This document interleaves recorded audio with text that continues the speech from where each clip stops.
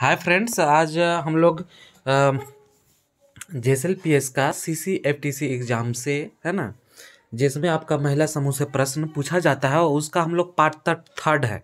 ठीक है, तो चलिए ठीक है, हम लोग स्टार्ट करते हैं, देखते हैं कि पार्ट थर्ड में क्या है।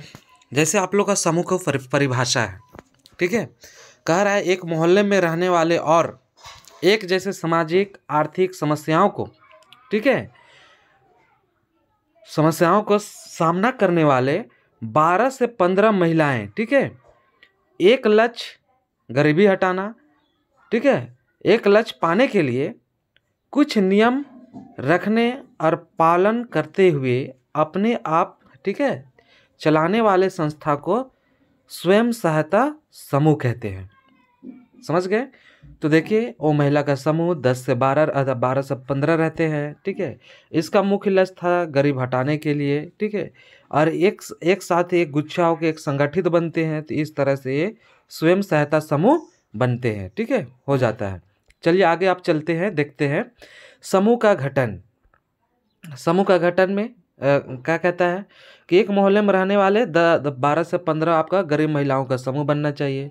समूह के बारे में प्रशिक्षण देना चाहिए। ठीक है, सबकी सहमति से समूह में को एक नाम रखना चाहिए, कुछ भी नाम होना चाहिए। ठीक है, 3 नेतरियों को चुनाव करना चाहिए। ठीक है, समूह के नाम पर नज़दीक की बैंक शाखा में खाता खोलने के लिए प्रस्ताव करना चाहिए। ठीक है, कहने का मतलब आपका समूह होने के बाद क्या है कि वो खाता खोलना चाहिए। ठीक है, समूह चलाने के लिए कुछ नियम रखना चाहिए। ठीक है, पुस्तक संचालन को चुनाव करना चाहिए। पुस्तक संचालक कौन होंगे? ठीक है, जेंडर पॉइंट पर्सन, ठीक है, जीपीपी को चुनाव करना चाहिए। तो इस तरह से आपका समूह का गठन हुआ और ये सब आपका समूह गठन के अंतर्गत आते हैं और ये सब आवश्यकता है। ठीक है, इसी तरह समूह के गठन में ध्यान देने वाले बात क्या है? ठीक है, किन किन बातों को ध्यान देना चाहिए? तो कहता क्या है कि समूह में शामिल होने वाले महिला गरीब होना चाहिए, ये ध्यान देना चाहिए।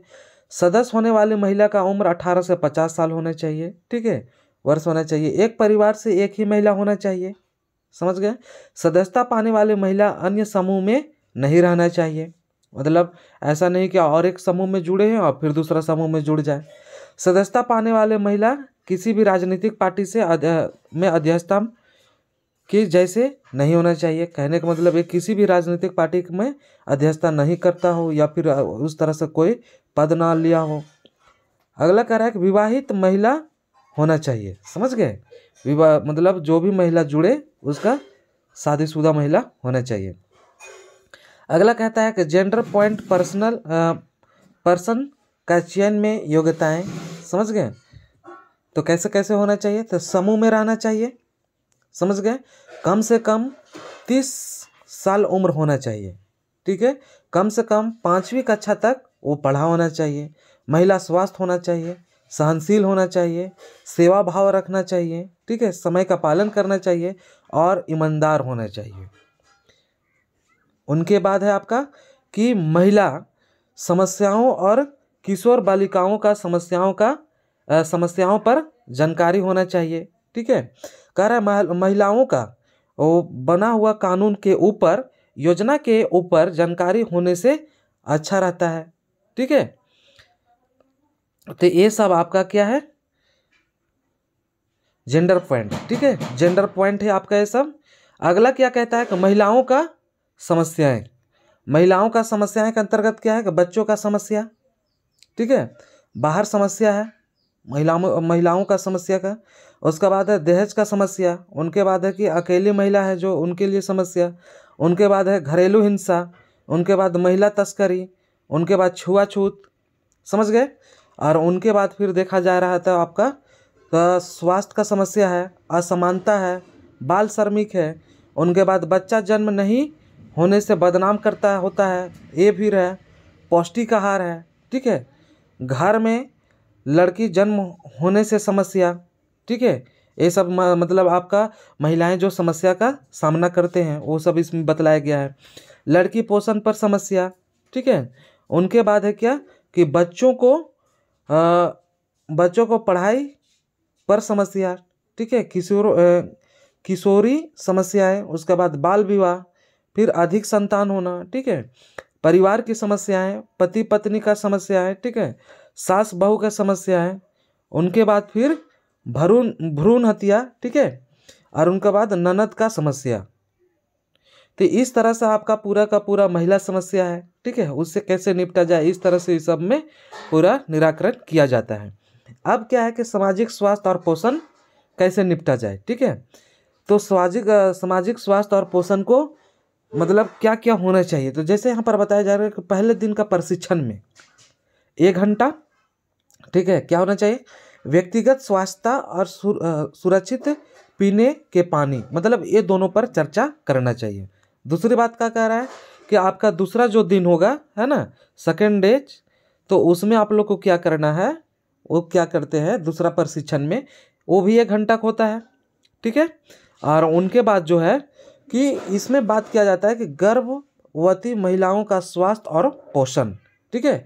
उनके बाद है परिवार नियोजन, उनके बाद है परिकर नियंत्रण, समझ गए, परिवार नियोजन और उसके बाद परिकर नियंत्रण। उसके बाद तीसरा दिन आपका जो होता है उसमें क्या क्या ध्यान दिया जाता है, वो भी 1 घंटा का होता है। उनके बाद होता है क्या, बच्चों का स्वास्थ्य और पोषण पर ध्यान देना है और माता शिशु संरक्षण पर ध्यान देना है। ये सब आपको प्रशिक्षण दिया जाता है, सिखलाया जाता है।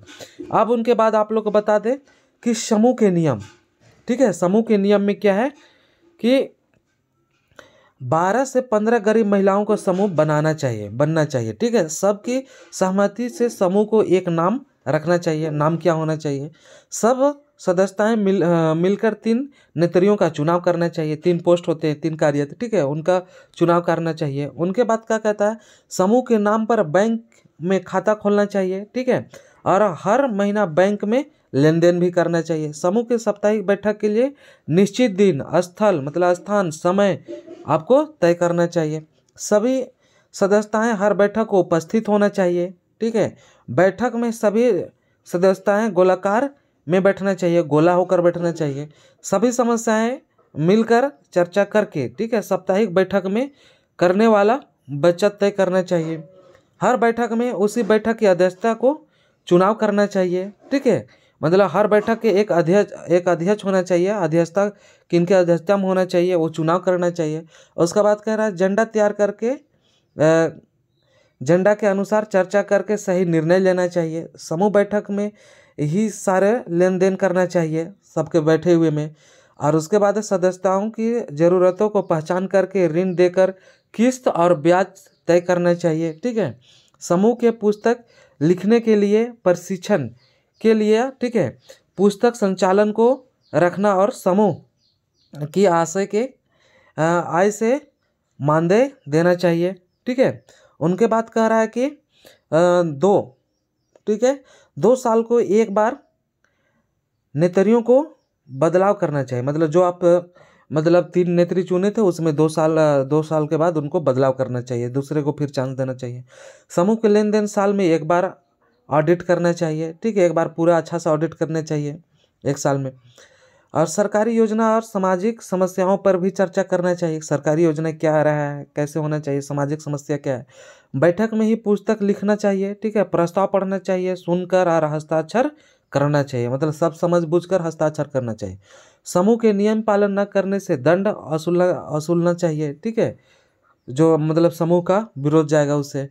समूह के पुस्तक नेत्री के पास रखना चाहिए, मतलब जो नेत्री चुने जाते हैं उसके पास पुस्तक, कॉपी, हिसाब किताब सब उनके पास रहना चाहिए। हर महीने के अंत में पुस्तक संचालक, ठीक है, से मासिक प्रतिवेदन तैयार करवाना चाहिए, ठीक है। हर मंथ में आपका मासिक प्रतिवेदन आपका जो संचालन करता है समूह का वो तैयार रखेगा। हर सदस्यता बैठक को सदस्यता का पास पुस्तक लाना चाहिए, ठीक है, मतलब आपका कह सकते हैं कि जो समुदाय आपका सदस्यता का जो बैठक होता है ना, उसमें सदस्यता पास पुस्तक सबके पास होना चाहिए, आना चाहिए। तो इस तरह से हम लोग का पार्ट 3 समाप्त होता है। और आप लोग बता दें कि ये सब आप लोग का क्वेश्चन पूछा जाता है और ये सबको आप लोग अच्छे से रिपीट कर ले, ध्यान दें, ठीक है। वीडियो को सुने समझें और फिर आप लोग को बता दें कि लाइक करें, मोटिवेट मैं होता हूँ। और आप लोग इसे शेयर करें। और भी इसी तरह से जीएस आपका तरह तरह का करंट अफेयर्स ये सब आपको वीडियो उपलब्ध होगा, तो आप उसके लिए सब्सक्राइब अवश्य कर लें। तो थैंक यू।